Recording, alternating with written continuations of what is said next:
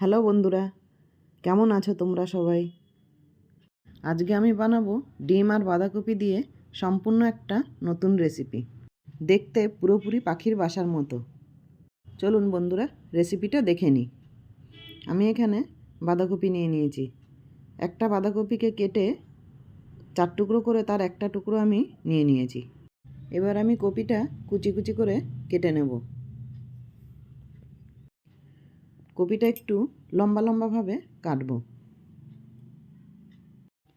দেখো বন্ধুরা, ঠিক এই রকম কপিটা কাটা হয়ে গেছে। এবার আমি একটা পাত্রে তুলে নিচ্ছি।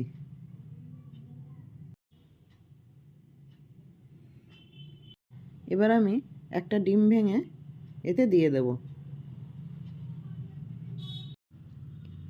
আর দিয়ে দেব গোলমরিচ গুঁড়ো। আমি এখানে নুনের ব্যবহার করছি না, নুনটা আমি পরে দেব। একটা কাঁটা চামচ দিয়ে ডিম আর বাঁধাকপিটা একসাথে মিশিয়ে নেব।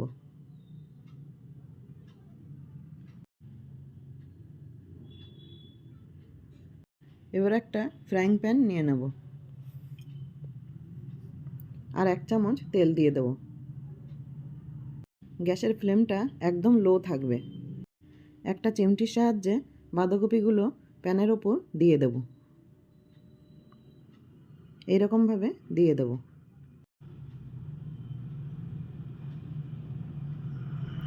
আমি আরও একটু কপি দিয়ে দিচ্ছি। একটা চামচের পেছনটা দিয়ে মাঝখানটা ফাঁকা করে নেব। দেখো বন্ধুরা, ঠিক এই রকম। এবার আমি একটা ডিম ফাটিয়ে এই কপির মাঝখানে ডিমটা দিয়ে দেব। বন্ধুরা, ডিমের সাদা অংশটা আমি বাদ দিয়ে দিয়েছি, শুধু কুসুমটাই দিয়েছি। সবকটা কপির মধ্যেই আমি ডিম দিয়ে দিচ্ছি। এবার ওপর থেকে নুন দিয়ে দিচ্ছি।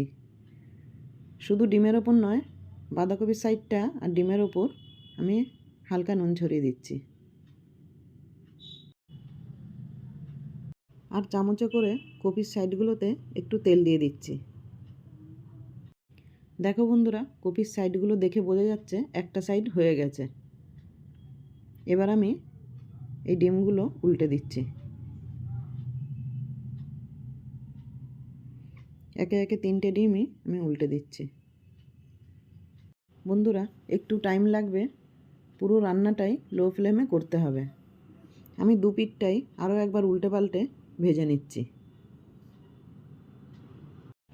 দেখো বন্ধুরা, দেখে বোঝা যাচ্ছে ভাজা হয়ে গেছে। এবার আমি এগুলো নামিয়ে নিচ্ছি।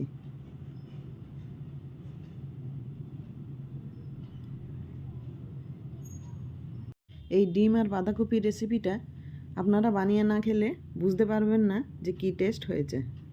আপনারা এটা শুধুও খেতে পারেন। আমি এখানে টমেটো সস আর মেয়োনিজ দিয়ে পরিবেশন করছি। বন্ধুরা, রেসিপিটা ভালো লাগলে লাইক করে দেবেন। নমস্কার বন্ধুরা।